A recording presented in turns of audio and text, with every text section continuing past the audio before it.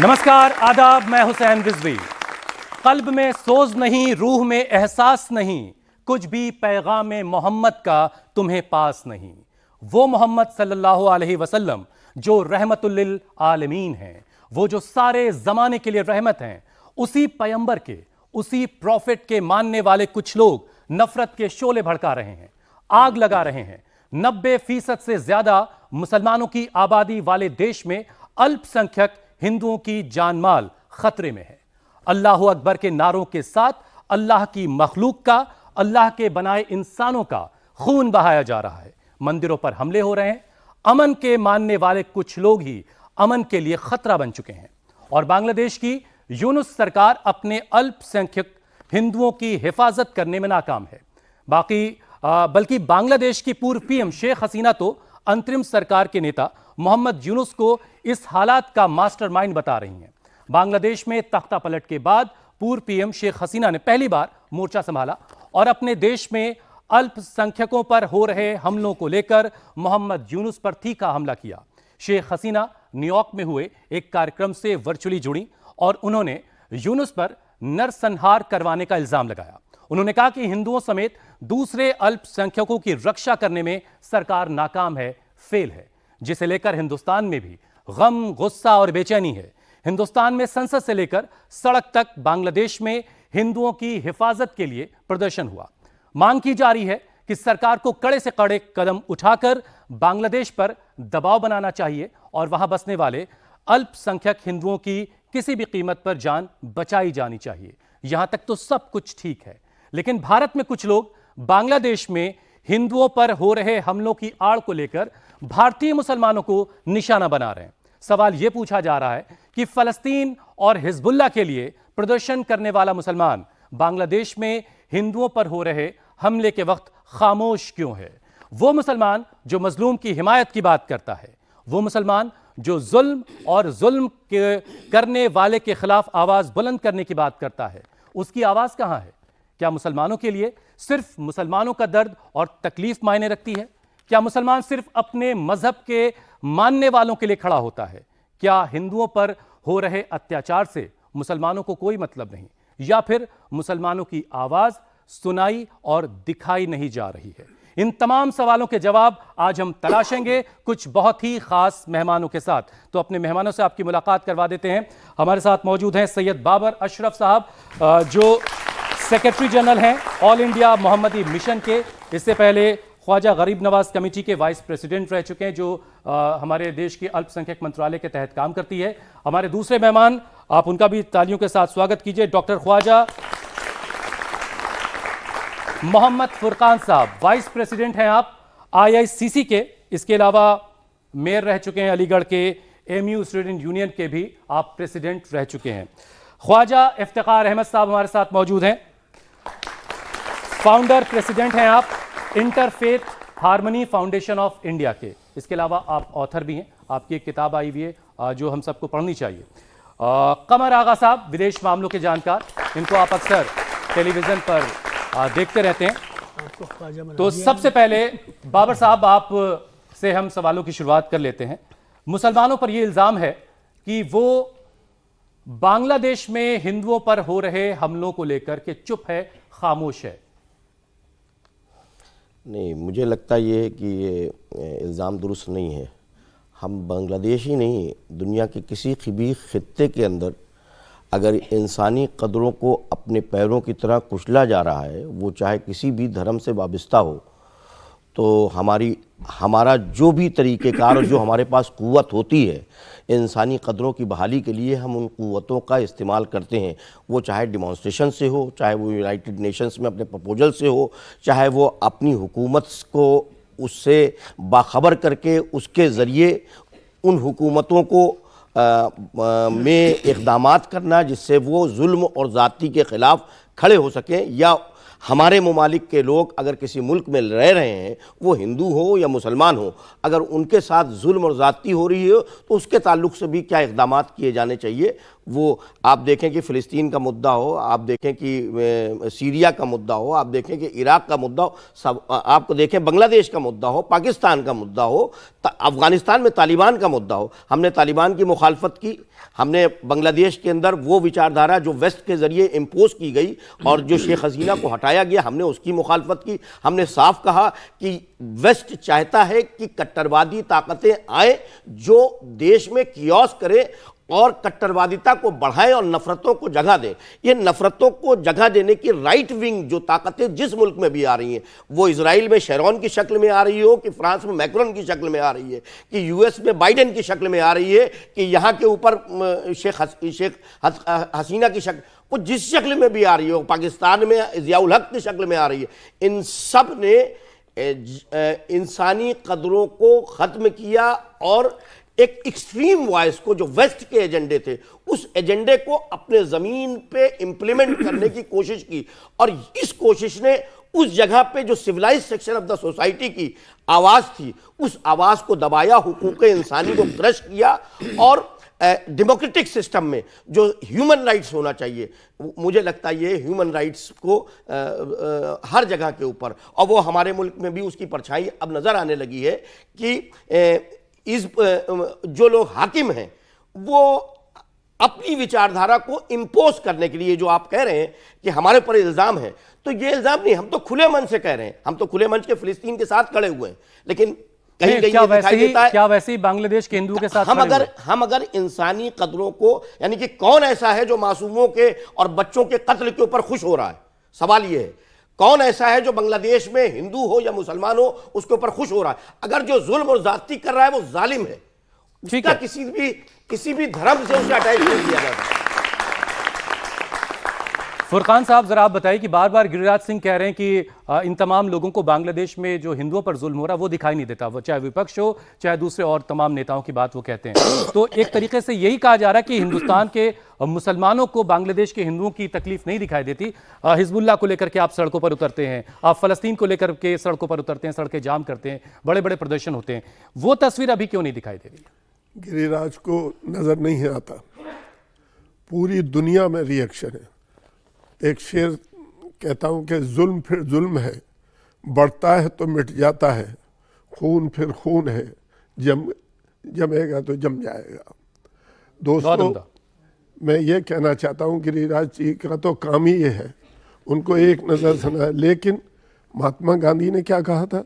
महात्मा गांधी ने कहा था किसी भी जमहूरी मुल्क के अंदर पहला इम्तहान उसका ये होता है कि माइनॉरिटी के साथ आपका सलूक क्या है, चाहे हिंदुस्तान हो चाहे बांग्लादेश हो। मैं बाज़ोर आवाज़ यहाँ आपकी बात आपके ज़रिए कह रहा हूँ कि बांग्लादेश के जो हिंदू भाइयों के साथ जैसा मीडिया बता रहा है, दुनिया बता रही है, गलत हो रहा है, हम उसका विरोध करते हैं, उसको कंडेम करते हैं। हम ये नौबत क्यों आई हमारी? एक ज़माना ये था कि हिंदुस्तान के नारे लगते थे बांग्लादेश में, और आज जिंदाबाद, हिंदुस्तान जिंदाबाद के नारे लगते थे। आज ये ज़माना है कि हमारा ही बेटा हमें आंखें दिखा रहा है। वो बांग्लादेश जिसकी ज़मीनी रिश्ते हैं हमारे, जिससे हमारे अखलाकी रिश्ते हैं, आज जो हमारी वजह से वजूद में आया, ये वजूद में आया, हमारे जवान शहीद हुए। एक ज़माना था जब देखा वहाँ जुल्म बढ़ रहा था तो हिंदुस्तान ने कदम उठाया और 1 लाख फौजों को हथियार डलवाने पर मजबूर कर दिया। लेकिन इस पर गौर करना चाहिए मेरी सरकार को भी, हमारे प्राइम मिनिस्टर को भी, ये नौबत क्यों आई? ठीक है ख्वाजा साहब, ख्वाजा इफ्तिखार साहब, आप जरा समझाइए कि क्या ये इल्ज़ाम आपको जायज़ लगता है कि भारतीय मुसलमानों को इसको लेकर के टारगेट किया जाए? वहाँ हिंदुओं के साथ, अल्पसंख्यकों के साथ अगर ज्यादती हो रही है, उसमें हिंदुस्तान के मुसलमानों की कोई खता तो नहीं है? हुसैन साहब, मैं अपनी बात को थोड़ा सा पीछे से शुरू करूँगा प्लीज़।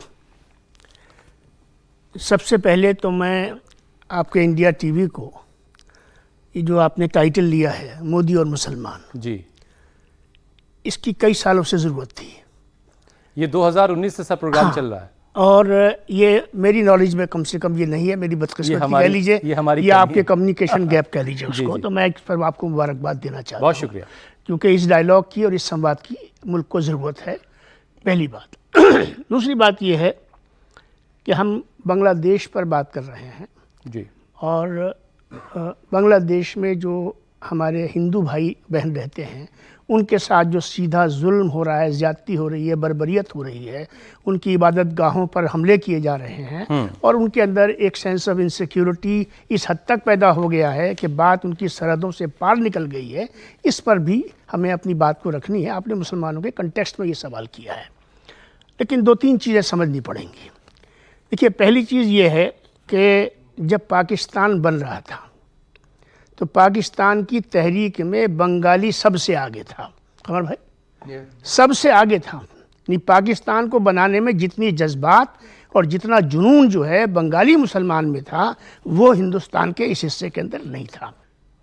लेकिन वही बंगाली सिर्फ 25-26 सालों के अंदर उस मुल्क से इतना मुतनफ़िर हो गया कि वहाँ से वो अलग होकर एक बांग्लादेश एक आज़ाद मुल्क की हैसियत से उसका वजूद आ गया। ठीक बात। जिसमें हमारी हुकूमत ने उस ज़माने में मिसेस इंदिरा गांधी हमारी वज़ीर आज़म होती थी और कांग्रेस के पास इक़्तिदार था और पूरा मुल्क जो है उसके अंदर एक जज्बा था कि जो वहाँ पर बांग्लादेश के लोगों के साथ में जो जुल्म हो रहा है, जो ज़्यादतियाँ हो रही हैं, जो बर्बरियत हो रही है, जो इस्मत दरी हो रही है, औरतों के साथ रेप हो रहा है, और उस तमाम चीज़ों का एक इंसानी पहलू लेते हुए मिसेस गांधी ने उसके अंदर इंटरवीन किया और वो इंटरवेंशन जो है वो मिलिट्री इंटरवेंशन तक गया, जिसके नतीजे में बांग्लादेश बना और पाकिस्तान की 95,000 फ़ौज ने हमारे सामने हथियार डाले। ये हमारी एक तारीख़ है और ये ज़िंदा तारीख़ है। आज जो सूरत हाल पैदा हुई है, मैंने जो जिक्र किया आपसे सेंटीमेंट का, वो इसलिए किया कि उस ज़माने में जहाँ पर एक नेशनलिस्ट बंगाली सेंटीमेंट था जिसके नतीजे में बांग्लादेश वजूद में आया, मत भूलिए और ये बच्चे भी ना भूलें कि उसी ज़माने में एक एंटी नेशनलिस्ट बंगाली सेंटीमेंट भी था, यानी जिसको जमात इस्लामी रिप्रेजेंट करती थी।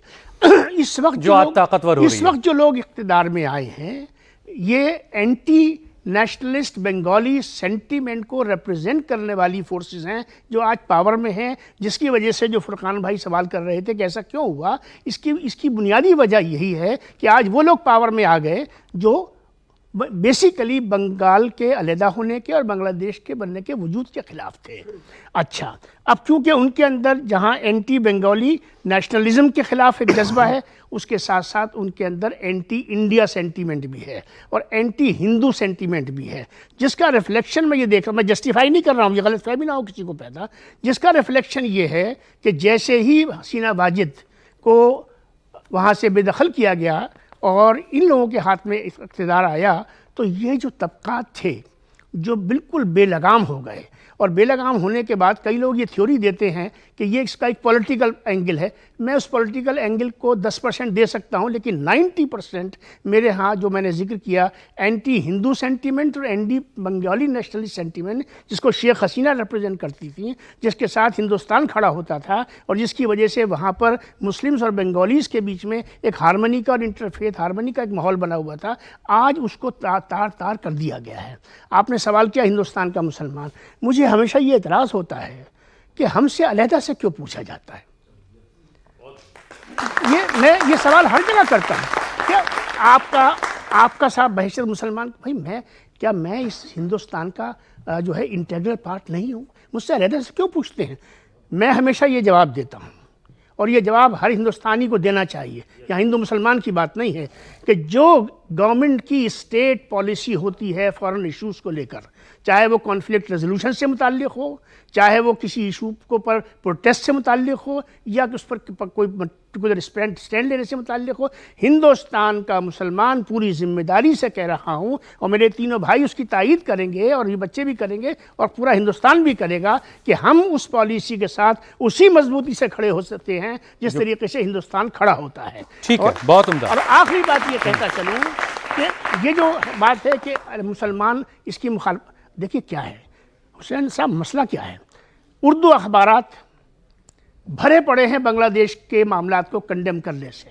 लेकिन बदकिस्मती ये है कि हमारे जो नेशनल न्यूज़पेपर्स हैं डिफरेंट लैंग्वेजेस के, ख़ासतौर से हिंदी और इंग्लिश मीडिया, उसमें वो कवरेज मिलता नहीं, या कहीं औने कोने में ऐसा पड़ा होता है कि जिस पर नज़र नहीं डालती। तो मुसलमान हिंदुस्तान का बिल्कुल बांग्लादेश के मामले में गवर्नमेंट ऑफ द डे के साथ है, लीडरशिप ऑफ द डे के साथ है, इस जुल्म के साथ के किसी तरीके से साथ नहीं है। कमर साहब, अब इस इल्ज़ाम पर ज़रा सा दो आप लाइन कह दें, उसके बाद फिर मैं कुछ बयान सुनवाऊंगा और उसके बाद फिर बातचीत को आगे बढ़ाएंगे। आप इस इल्ज़ाम को कैसे देख रहे हैं? बार बार ये बात कही जा रही कि हिंदुस्तान का मुसलमान खामोश है, भाई बांग्लादेश में हिंदुओं पर जुल्म हो रहा है। अरे भाई, हम लोग खुद अल्पसंख्यक हैं, हम उनके दर्द को जितनी अच्छी तरह समझते हैं कौन समझेगा। सही बात है। क्या बात। और दूसरी बात ये कि हमेशा से मतलब मज़हब के ख़िलाफ़ है हमारे कि मंदिर तोड़े जाएं या किसी बेगुनाह लोगों को माना जाए। बताया अभी आपके सामने काफ़ी विस्तार से उन्हीं ने, इसको तो कोई सवाल ही नहीं होता सपोर्ट करने का। मुश्किल ये है कि ये एक बहुत मंदिर मस्जिद से आगे की बात बढ़ गई। वहाँ के ऊपर आपको मालूम है कितनी दरगाहों को इन्हीं ने तोड़ा है।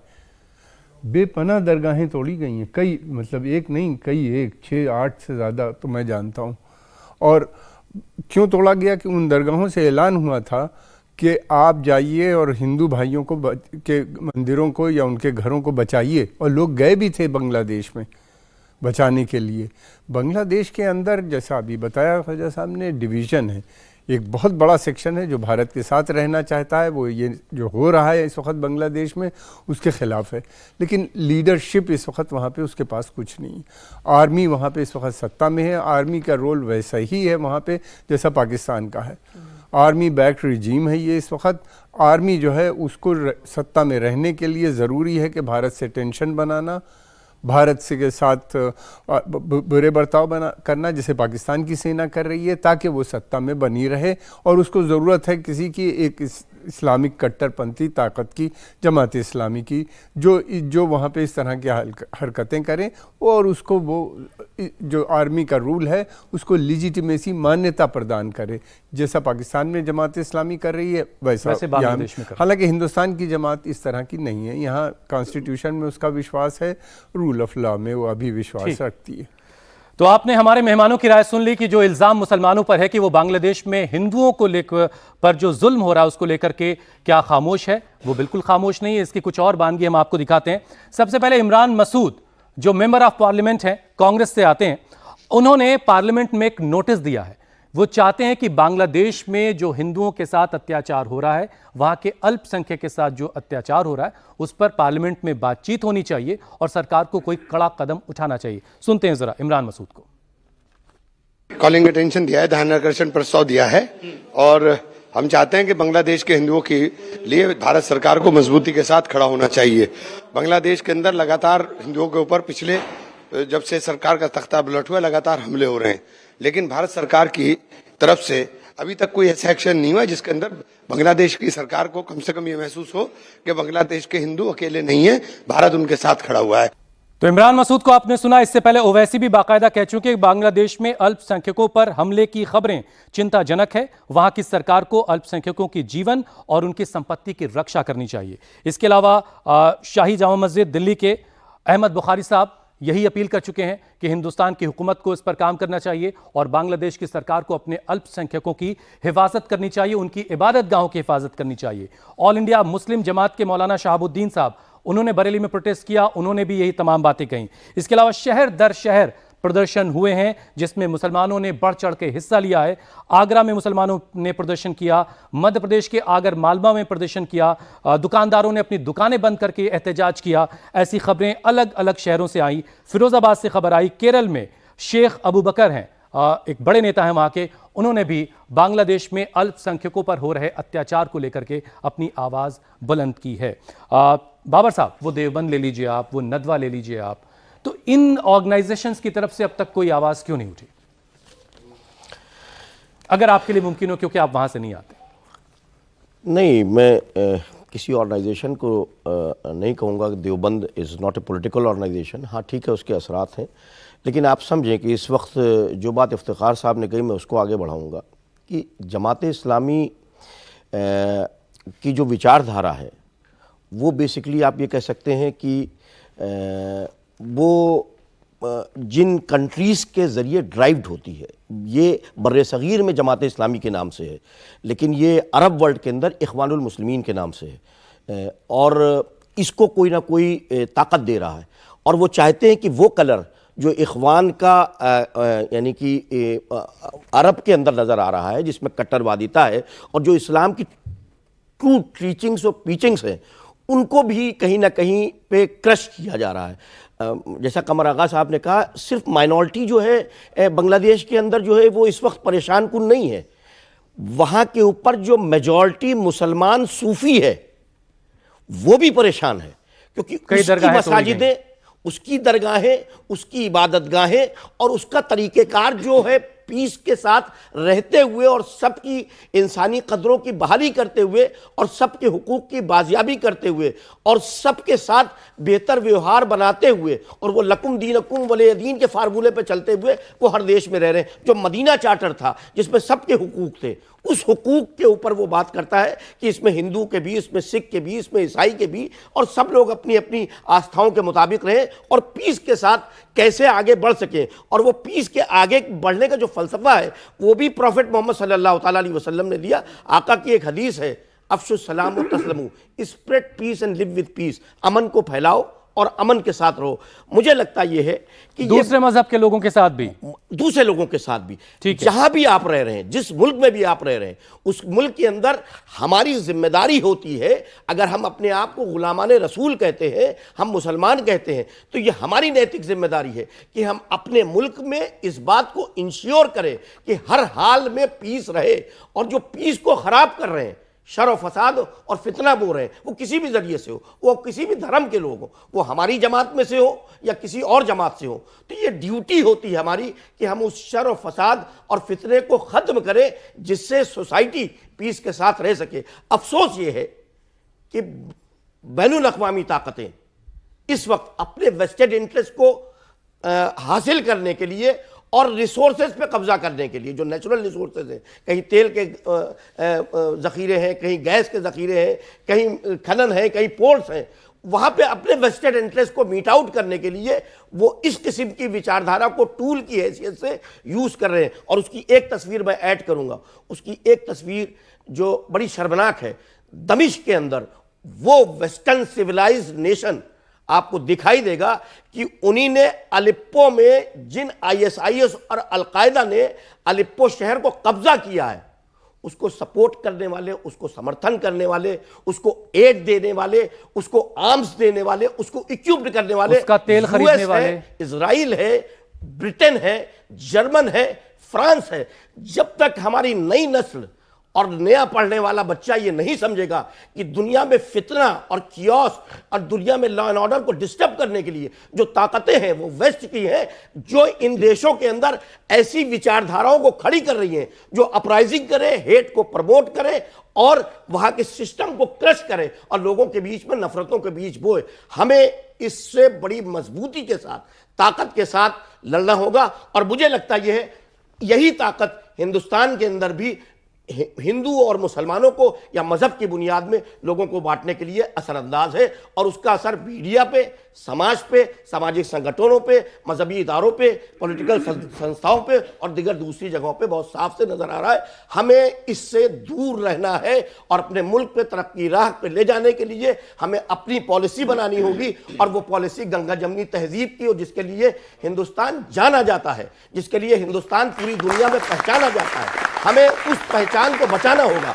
अफसोस की बात यह है कि इस मुल्क के अंदर दरगाह ख्वाजा गरीब नवाज हिंदुस्तान की सरकार चलाती है और उसके ऊपर लोग हरब लगाते हैं। हिंदुस्तान दो तरीके से जाना जाता है। मोदी जी जहां चादर भिजवाते हैं, हिंदुस्तान का कल्ब ख्वाजा गरीब नवाज है और ये जो है वो इत्तेहाद का सबसे बड़ा सेंटर है। जब आप इसे टारगेट करते हैं तो आप इस मोहब्बत को पारा पारा करने की कोशिश करते हैं। इस मोहब्बत की निशानियों की बचाने की जिम्मेदारी सिर्फ मुसलमानों की जरूरत नहीं है, इस मुल्क के हर फर्द की जिम्मेदारी है कि वो खड़ा हो और ऐसे मराकिज को बचाए जो मोहब्बत की निशानियां हैं।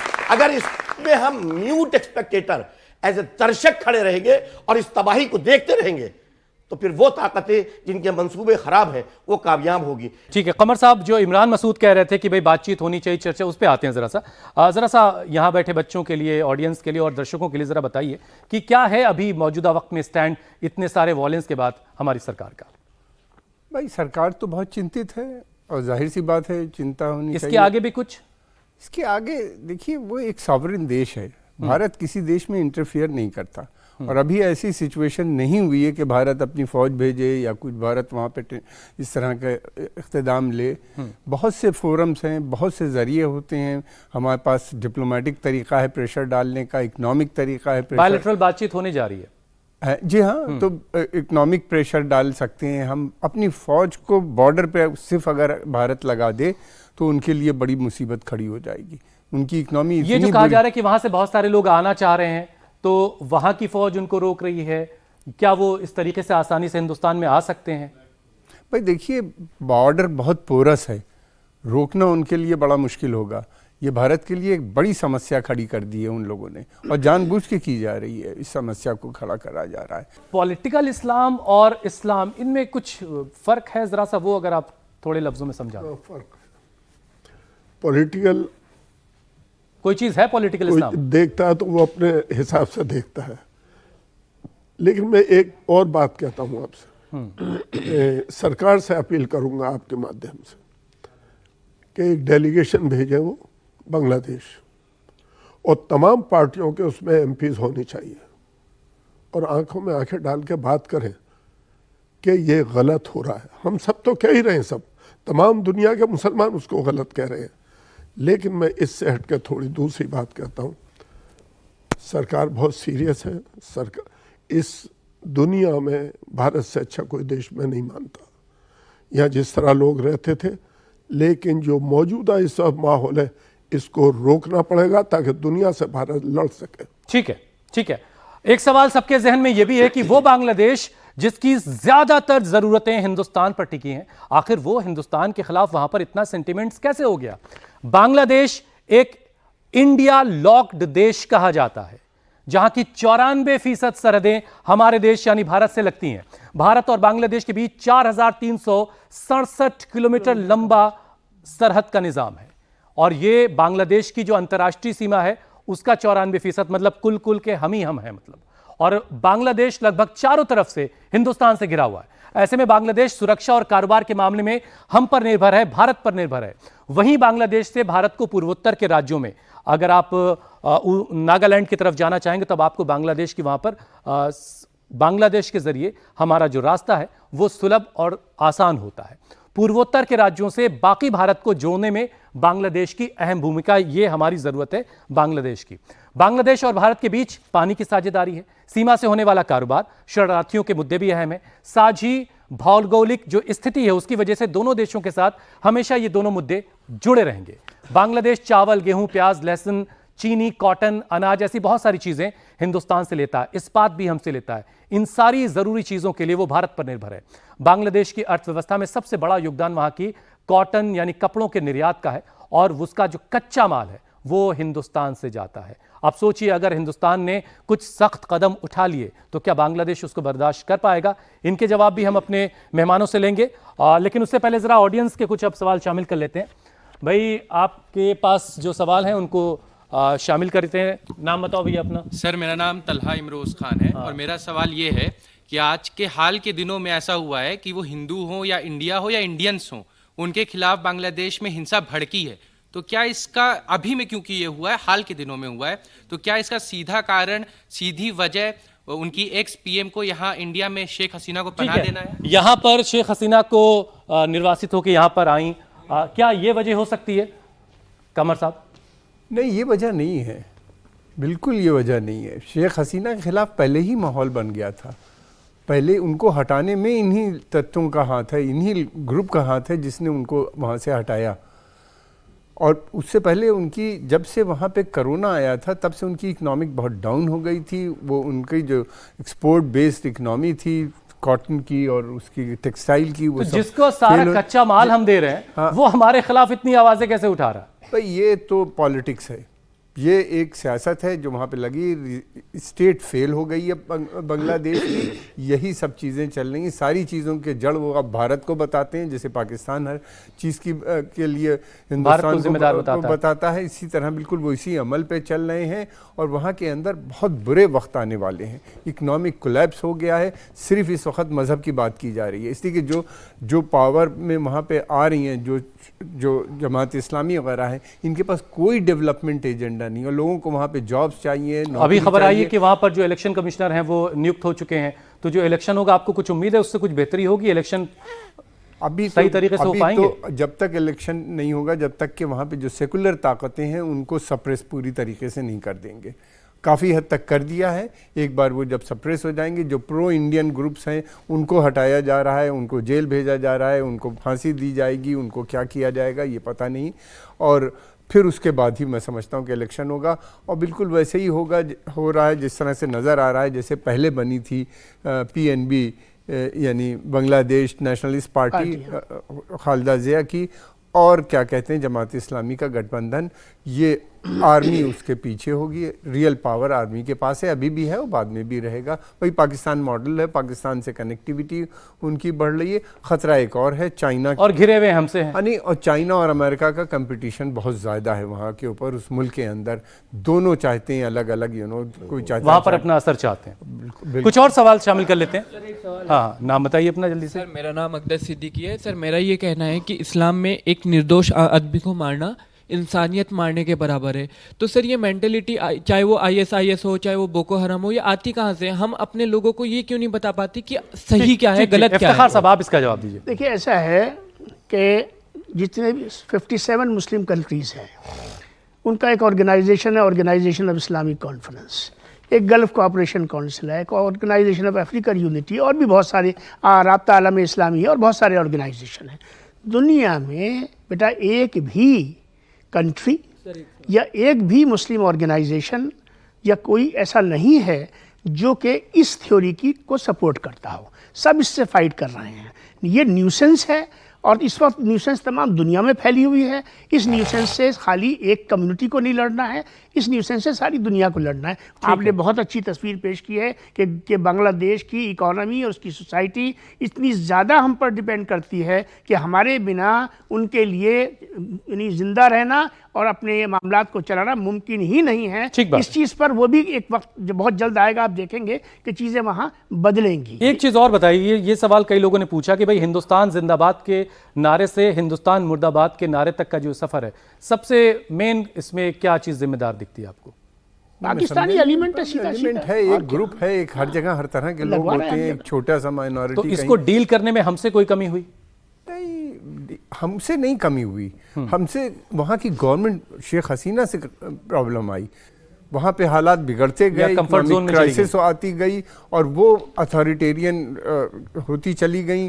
और बाद में जिस तरह का इलेक्शन हुआ वो भी, उसके ऊपर भी सबको डाउट है, इसमें कोई शुबा नहीं है। 93% उनको वोट मिले, कहाँ से ऐसा हो सकता था? बजाय इसके कि वो डेवलपमेंटल एजेंडा लेती, जनता के पास जाती, वो गई नहीं।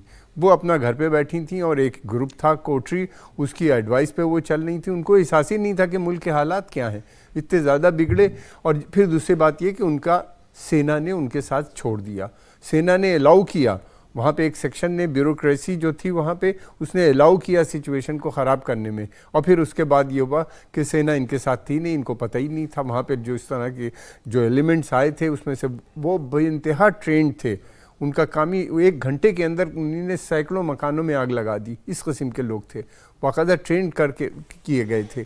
उनकी ट्रेनिंग पाकिस्तान में हुई थी।